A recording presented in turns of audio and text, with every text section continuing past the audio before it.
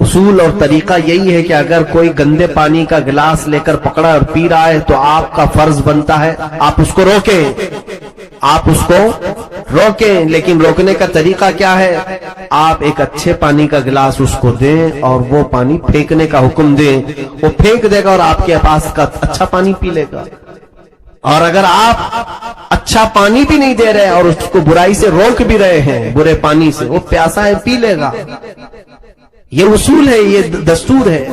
حسین اعظم رضی اللہ تعالیٰ عنہ جب یزید کی بیعت کا انکار کر چکے تھے تو ظاہر سی بات ہے اچھا خلیفہ بھی دینا آپ کی ذمہ داری ہو گئی تھی، اور اس کے سب سے زیادہ حقدار امام حسین تھے۔ حضرت حسین رضی اللہ تعالیٰ عنہ نے جب یہ کام مجھ پر جانا واجب ہے تو بعض معزز صحابہ مکہ کے انہوں نے مشورہ کیا کہ پہلے آپ اپنے خاندان میں سے کسی بھروسے مند معتمد آدمی کو کوفہ بھیجیں، اگر وہ وہاں کے حالات لکھ کر آپ کے پاس بھیج دے آپ کوفہ چلے جائیں۔ تب میرے آقا امام علی مقام حسین اعظم رضی اللہ تعالیٰ عنہ نے اپنے خاندان میں حضرت امام مسلم بن عقیل، اپنے چچا کے بیٹے، حضرت علی کے بھائی تھے عقیل، سگے بھائی تھے، ان کے بیٹے امام مسلم، یعنی امام مسلم امام حسین کے چچیرے بھائی تھے، چچیرے بھائی۔ امام مسلم کو بلایا، کہا کہ میرے بھائی میں چاہتا ہوں کہ آپ کوفہ جائیں اور وہاں کے حالات دیکھ کر کے مجھے لکھ بھیجو، جیسے حالات ہوں گے میں سفر کروں گا۔ امام مسلم بن عقیل نے کہا ٹھیک ہے حضور، آپ کا حکم جیسا ہوگا میں چلتا ہوں۔ دوسرے دن وہ رخت سفر باندھ رہے تھے، ان کے دو ننھے سے شہزادے ساتھ میں تھے۔ تاریخ کی سچائیاں آج بھی خون کے آنسو رلا دیتی ہیں۔ محمد اور ابراہیم دو ننھے شہزادے باپ سے بہت زیادہ لگاؤ رکھتے تھے۔ امام مسلم ان کے دو بیٹے محمد اور ابراہیم، جن کی عمروں میں اختلاف ہے، بعض نے لکھا ہے 8 اور 9 سال کی عمر کے تھے، وہ باپ کو چھوڑ کر رہتے نہیں تھے۔ تو امام مسلم نے کہا امام علی مقام سے کہ یہ ماں کو میرے بغیر ستائیں گے، پریشان کریں گے، سفر میں میں نے اپنے ساتھ اجازت دی گئی، دونوں شہزادوں کو لے کر نکل پڑے۔ امام مسلم بن عقیل سفر کر کے جب کوفہ کی طرف آئے، کوفہ جیسے ہی آپ داخل ہوئے، کوفہ والے آپ کے استقبال کے لیے پورے راستے سجا چکے تھے، نعروں کی گونج میں آپ کو لایا گیا، جگہ جگہ آپ کے استقبال، ہر گھر میں دعوت، اور ہر گھر والا آپ کے لیے پلکیں بچھائے کھڑا تھا۔ امام مسلم بن عقیل جب کوفہ میں داخل ہوئے، لوگوں کی اور یہ جوش عقیدت، یہ محبت دیکھا آپ نے، اور اس کے بعد سارے لوگوں کو بلا کر کے کہا میں حسین ابن علی کا وکیل بن کر کے آیا ہوں، لہذا تم امام حسین کی بیعت چاہتے ہو، میرے ہاتھ پر بیعت کر لو، میں حسین ابن علی کی بیعت تم سے لینے آیا ہوں، وکیل بن کر ان کی بیعت لینے آیا ہوں۔ تو اس وقت کوفی لوگوں میں سے 12,000 لوگوں نے آپ کے ہاتھ پر بیعت کی، 12,000 لوگ بیعت کیے، یہ محبان اہل بیت کہلائے۔ حضور صلی اللہ علیہ وسلم کے گھر والوں سے محبت کا انہوں نے ایک عملی نمونہ پیش کیا۔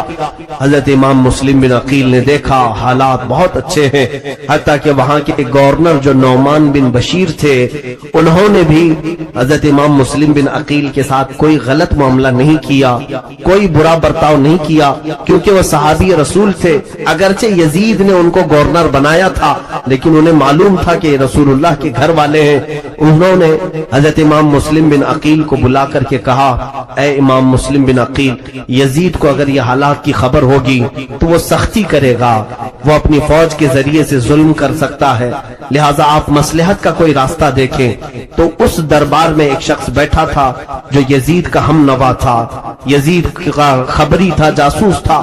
اس نے نعمان بن بشیر کے خلاف یزید کو خط لکھا، کہا تمہارا گورنر نااہل ہے، یہاں حسین کی طرف سے وکیل بن کر کے مسلم بن عقیل آئے ہیں، پورے کوفہ کا ماحول تمہارے خلاف گرم ہو چکا ہے، سارے لوگوں نے حسین کی بیعت کر لی۔ یہ خط یزید کے ہاں پہنچا۔ ادھر امام مسلم بن عقیل نے حالات دیکھے، بہت اچھے تھے، گھر گھر میں اہل بیت کے چرچے تھے۔ امام مسلم بن عقیل نے اسی دن خط لکھا مکہ اور روانہ کر دیا۔ خط لکھ کر کے ایک قاصد کو بھیجا، اے حسین ابن علی شہزادہ رسول، آپ تشریف لائیں، کوفہ کی سرزمین بالکل سازگار ہے، माहौल बहुत अच्छा है, आपके चाहने वालों की तादाद बहुत ज्यादा है, यहाँ हर घर में आपका आशिक है, आपका इंतजार कर रहे हैं। ये खत लिखा और मक्का को रवाना कर दिया। दूसरे ही दिन उधर यजीद ने अपनी मीटिंग बुलाई और कहा कूफा का माहौल हमारे खिलाफ हो चुका है, कूफा में हुसैन की बैत चल रही है, कूफा में मुस्लिम बिन अकील आकर के हुसैन का वकील बनकर के बैत ले रहा है। इस खबर के बाद उसने पूछा कि क्या करना चाहिए। वहां बैठे हुए लोगों ने मशवरा देकर के कहा वहां के गवर्नर नौमान बिन बशीर को हटाओ और किसी सख्त किस्म के गवर्नर को नाफिज करो। तो लोगों ने मशवरतन कई नाम पेश किए, उसमें एक नाम आया उबैदुल्लाह बिन जियाद का, जिसको इब्ने जियाद कह रहे हैं। ये बसरा का गवर्नर था। इसके मुतालिक लोगों का ख्याल ये था कि इतना सख्त दिल था, ये किसी की रियायत नहीं करता था और एक तवाइफ का बेटा था। ये और बात है कि इस्लाम लाया, बाद में इस्लाम में आया, लेकिन दिल की सख्ती वैसी। एक बात याद रखे, मैंने काफी दिन कबल ये बात अर्ज की थी, हलाली और हरामी होने का सबूत इसी से मिलता है। जो बुजुर्गों के मुतालिक अदब का लहजा रखता है उसके हलाल होने का सबूत है, और जो बुजुर्गों के खिलाफ बकता है या बेअदबी का इजहार करता है उसके नुत्फे में शक होता है, वो सही तरीके से दुनिया में नहीं आया। बहरहाल उबैदुल्लाह बिन जियाद सख्त किस्म का गवर्नर था।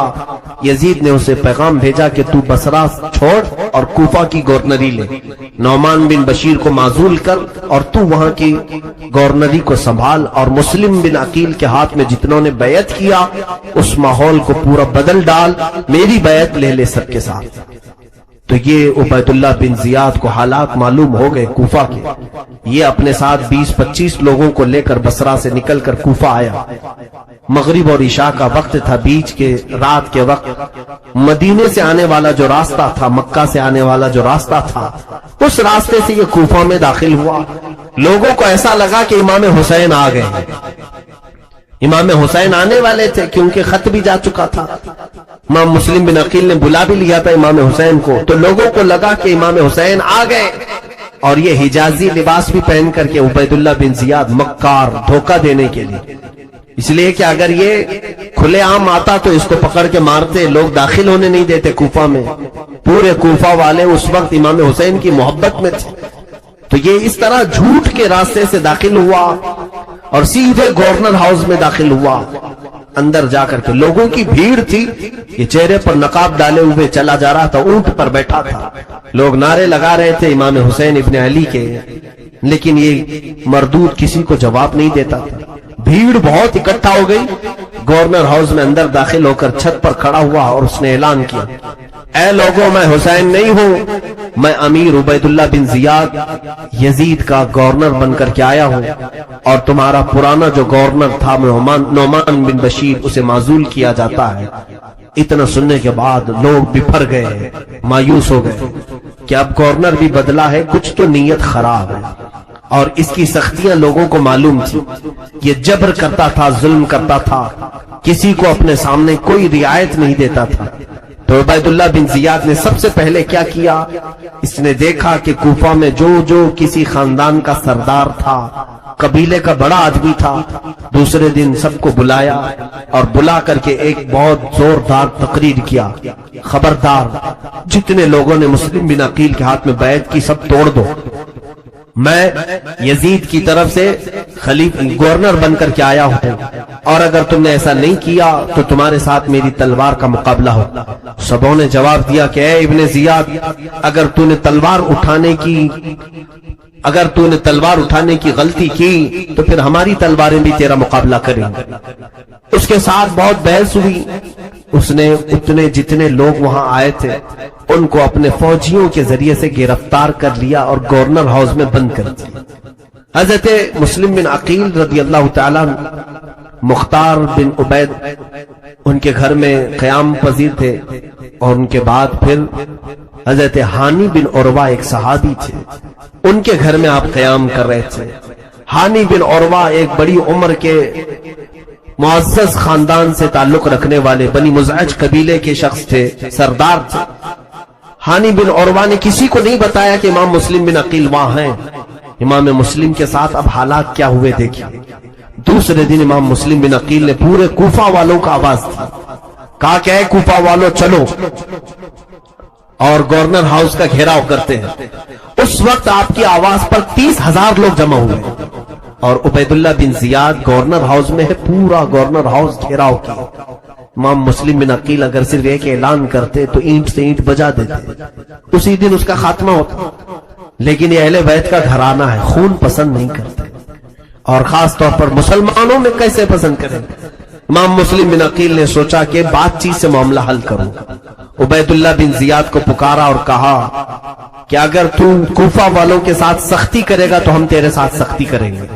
اس نے ماحول کو گرم دیکھ کر کے کیا کیا، جتنے وہ سرداروں کو نظر بند کر کے رکھا تھا ان کو گورنر ہاؤس میں پھر سے طلب کیا اور کہا جتنے تمہارے خاندان والے گھروں والے یہ آئے ہیں مسلم بن عقیل کے ساتھ، چھت پر چڑھ کر کے انہیں اعلان کر دو کہ سب مسلم کی سے الگ ہو جائیں، نہیں تو پھر تمہارے خاندانوں کو بھی میں تباہ کر دوں گا اور تمہاری گردنوں کو بھی صحیح نہیں چھوڑوں۔ ان پر یہ بات اثر کر گئی، وہ سب کھڑے ہو گئے، ان کے خاندانوں والے بہت سارے تھے مسلم بن عقیل کے ساتھ، تو سبوں نے چھت پر کھڑے ہو کر کے کہا کہ اے لوگوں اگر ہماری جان کی امان چاہتے ہو تو چھوڑ کے ہٹ جاؤ، امام مسلم بن عقیل کے سے ہٹ جاؤ، یہ عبید اللہ بن زیاد اور یزید بہت سخت ہیں، تمہیں بھی مار ڈالیں گے ہمیں بھی مار ڈالیں گے۔ ان لوگوں کو جب چھت پر چڑھے ہوئے دیکھا تو سب کی نیتیں بدل گئی، ارادے بدل گئے، سب منتشر ہو گئے، یہاں تک کہ روایت میں امام مسلم بن عقیل اس دن شام میں جب مغرب کی نماز اور عشاء کی نماز کوفہ کی جامع مسجد میں پڑھانے کے لیے تھے تو تقریباً 12,000 لوگ آپ کے پیچھے نماز پڑھ رہے تھے، 12,000 لوگ نماز پڑھ رہے تھے۔ پھر فجر میں جب آپ وہاں نماز کے لیے تھے تو سوائے آپ کے 2 چھوٹے بچوں کے کوئی نہیں تھا صف میں، پوری صفوں میں کوئی نہیں تھا۔ کوفہ والے اچانک تبدیل ہو گئے، اسی لیے آج تک کوفہ کا نام اتنا بدنام ہے کہ دھوکہ دینے والے کو کوفی کہا جاتا ہے، غدار آدمی کو کوفی کہا جاتا ہے۔ کوفہ والوں نے رسول اللہ کے گھر والوں کو اچانک چھوڑ دیا بیچ راستے۔ امام مسلم بن عقیل نے کہا ہے محرومی اس حالت میں ان لوگوں نے لایا، وہ کہاں ہے وہ نعرے، وہ کہاں ہے وہ خطوط جو لکھے جا رہے تھے۔ امام مسلم بن عقیل نے حالات کا مشاہدہ کیا اور ہانی بن عروہ کے گھر میں نظر بند ہو گئے۔ اب عبید اللہ بن زیاد نے تلاش جاری کروا دی کہ ڈھونڈ کر کے لاؤ کہ مسلم بن عقیل ہے کہاں، کسی کو نہیں مل رہے تھے۔ ایک جاسوس معقل نام کا غلام تھا، شامی غلام، اس کو کچھ پیسے دے کر کے اس نے جاسوسی کے ساتھ ڈھونڈنا شروع کیا۔ اس نے ایک معزز شخص کو پکڑا اور کہا کہ میں اہل بیت کا سچا عاشق ہوں، سنا ہے امام مسلم بن عقیل کوفہ میں ہیں، میں ان کو کچھ ہدیہ دینے کے لیے آیا ہوں، میں مدینے سے آیا ہوں۔ تو انہوں نے خیر خواہ سمجھا اور وہ لے جا کر کے ہانی بن عروہ کے گھر اسے پہنچایا۔ وہ معقل نام کا غلام ہانی بن عروہ کے گھر گیا، حضرت ہانی بن عروہ نے پوچھا کہ کیوں آئے ہو؟ وہ روتے دھوتے کہنے لگا سنا امام مسلم بن عقیل بڑی تکلیفوں میں آ گئے، میں اہل بیت کا بڑا عاشق ہوں، میں ان کو کچھ نذرانے دینے آیا ہوں، کچھ سونے کے سکے اشرفیاں لے کر کے آیا تھا۔ ہانی بن عروہ نے اس کو بھی محب اہل بیت سمجھ کر اندر لے گئے، خاص کمرے میں امام مسلم بن عقیل سے ملاقات کروائی۔ علم نہیں ہوگا کون بتائے، لیکن جب وہاں پہنچے سلام کیا تو اس نے جواب نہیں دیا۔ ہانی بن عروہ کو سیدھے اس نے چلانا شروع کیا جبکہ وہ صحابی تھے۔ ہانی بن عروہ کیا تجھے معلوم نہیں کہ تو امیر المومنین کے خلاف بغاوت چھیڑ رکھا ہے، تو اپنے گھر میں ایک باغی شخص کو پناہ دے رکھا ہے اور وہاں پر میٹنگیں کرتا ہے، لوگوں کو اکٹھا کرتا ہے، ہمارے خلاف لڑنے کے لیے طاقت جمع کر رہا ہے۔ وہ بکتا گیا۔ ہانی بن عروہ نے کہا نہیں، میں ایسی کوئی سازش میں شریک نہیں ہوں، ہاں البتہ بن عقیل وہ رسول اللہ کے گھر والوں میں سے ہیں، اگر وہ مہمان بن کر میرے گھر میں آئے ہیں تو میں انہیں مہمان ٹھہراؤں گا اور میں ان کی خدمت کروں گا۔ اس نے کہا ہانی تم مسلم بن عقیل کو ہمارے حوالے کر دو، ہمارے حوالے کر دو۔ ہانی بن عروہ نے کہا میری پوری زندگی ختم ہو جائے مگر میں اپنے ہاتھوں سے امام مسلم کو تیرے حوالے نہیں کروں، تیرے حوالے نہیں کروں۔ امام مسلم بن عقیل کو حوالے کرنے سے انہوں نے انکار کیا تو عبید اللہ بن زیاد نے کہا ہانی تمہیں معلوم نہیں میرے تلوار کی سختیاں؟ ہانی بن عروہ نے کہا اگر تیرے تلوار کی سختیاں ہیں تو میرے گھر کے افراد بھی تیری اینٹ سے اینٹ بجا دیں۔ میرا قبیلہ بہت بڑا ہے، ہمارے خاندان کے لوگ یہاں پر سب حاضر ہو جائیں گے۔ اس نے ہانی بن عروہ کو نظر بند کر دیا، قید کر لیا اپنے اندر۔ ان کے چہرے پر چھڑی سے اتنا مارا گیا تھا کہ زخمی ہو چکے تھے، پورے لہو لہان ہو گئے تھے۔ ان کی عمر تقریباً 80 سال کی تھی۔ اتنا زخمی کر کے انہیں نظر بند کر دیا۔